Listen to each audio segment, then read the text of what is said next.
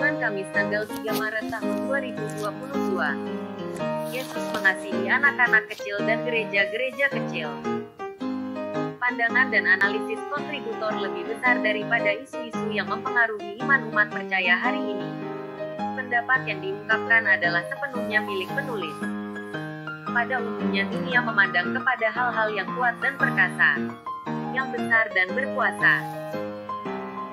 Tapi Tuhan malah sebaliknya memiliki tempat khusus di hatinya untuk yang kecil, yang lemah, yang diabaikan, dan yang hampir tidak diperhatikan oleh masyarakat.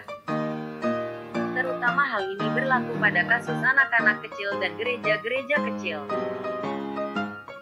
Dalam Matius pukul 19:14 Yesus berkata, "Biarkanlah anak-anak itu datang kepadaku dan jangan melarang mereka. Karena orang-orang yang seperti inilah yang menjadi warga kerajaan Allah."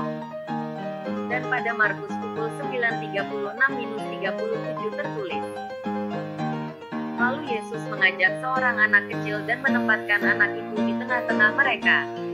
Sambil memeluk anak itu dia berkata, 'Kalau kamu menerima dan melayani anak kecil seperti ini dengan alasan memuliakan namaku, berarti kamu sudah menerima dan melayani aku. Dan kalau kamu sudah melayani aku, berarti bukan aku saja yang kamu layani. Kamu juga sudah melayani Allah yang mengutus aku ke dunia ini.' Tidak ada yang mencintai anak kecil lebih dari Yesus, bahkan orang tua mereka." Lirik lagu anak-anak populer menyampaikan sikap Tuhan. Yesus cinta anak-anak, semua anak di dunia. Kuning, hitam, putih, merah, semua dicinta Tuhan. Yesus cinta semua anak di dunia. Tidak heran Yesus memberikan peringatan ini. Jika ada orang yang menyesatkan salah satu dari anak-anak kecil yang percaya kepadaku ini, lebih baik baginya jika sebuah batu bilangan besar diikatkan pada lehernya dan ditenggelamkan ke dalam laut. Matius 18:6. Yesus memberitahu muridnya, "Pastikan kamu tidak memandang rendah salah satu dari anak-anak kecil ini. Karena aku berkata kepadamu, bahwa malaikat-malaikat mereka di surga selalu melihat wajah Bapakku yang di surga." Matius pukul 18:10. Sementara dunia cenderung mengabaikan anak-anak kecil dan gereja-gereja kecil, Yesus sebaliknya mengasihi mereka. Allah memilih hal-hal yang hina dari dunia ini dan hal-hal yang hina, dan hal-hal yang tidak untuk meniadakan apa yang ada, supaya jangan ada orang yang menyombongkan diri di hadapannya. 1 Kor. Pukul 1:27-28.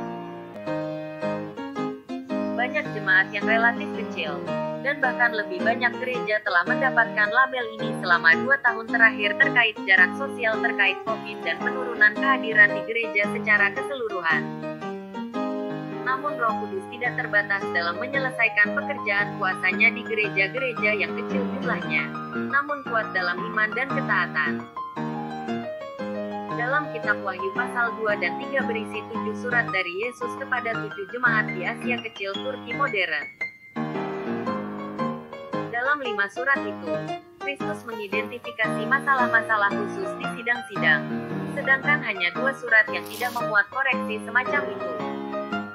Lebih besar dari salah satu dari 2 gereja itu adalah gereja di Philadelphia, yang merupakan jemaat kecil orang percaya.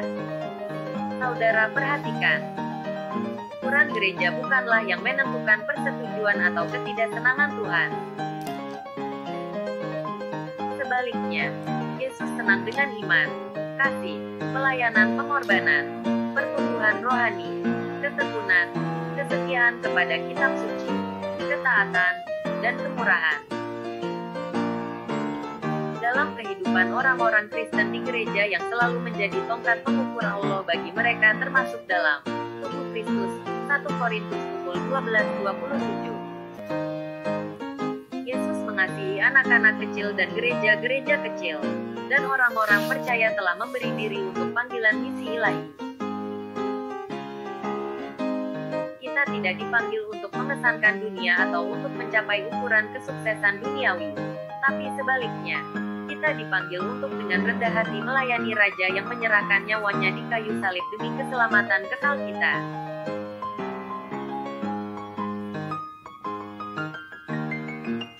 Dalam bukunya, Strategicall Small Church, Brandon O'Brien menulis, alih-alih mengilustrasikan narasi kesuksesan yang dominan, Alkitab memberi kesaksian tentang narasi yang dialami sebagian besar pendeta, masalah kesetiaan pada pekerjaan Tuhan sehingga mengakibatkan menyusutnya pengikut Kristus secara tiba-tiba. Banyak orang percaya meninggalkan Yesus pada saat menerima ajarannya yang sangat menusuk tulang. Sama halnya seperti penulis alami. Pada saat saya memposting artikel harian tentang pertobatan dosa cinta uang, ada beberapa dari jemaat Tuhan yang tersinggung dengan tulisan tersebut sehingga memblokir WA penulis. Sementara kita tahu firman-Nya jelas mengingatkan kita perihal kebenaran yang hakiki wajib kita cintai. Hosea 4:6 TB Umatku binasa karena tidak mengenal Allah. Karena engkaulah yang menolak pengenalan itu, maka aku menolak engkau menjadi imamku. Dan karena engkau melupakan pengajaran Allahmu, maka aku juga akan melupakan anak-anakmu. Dalam sejarah Pentakosta yang merupakan kebangunan rohani masal pertama itu tidak tercipta pada gereja besar. Namun sebaliknya, pada jemaat kecil ada tertulis pada Kisah Para Rasul 2. Syukurlah, Yesus mencintai gereja-gereja dari semua ukuran dan orang-orang dari segala usia. Selama 3 tahun pelayanan Kristus di dunia, Dia memilih untuk menghabiskan banyak waktunya mengajar, memuridkan, dan membimbing orang-orang di lingkaran kecil para pengikutnya.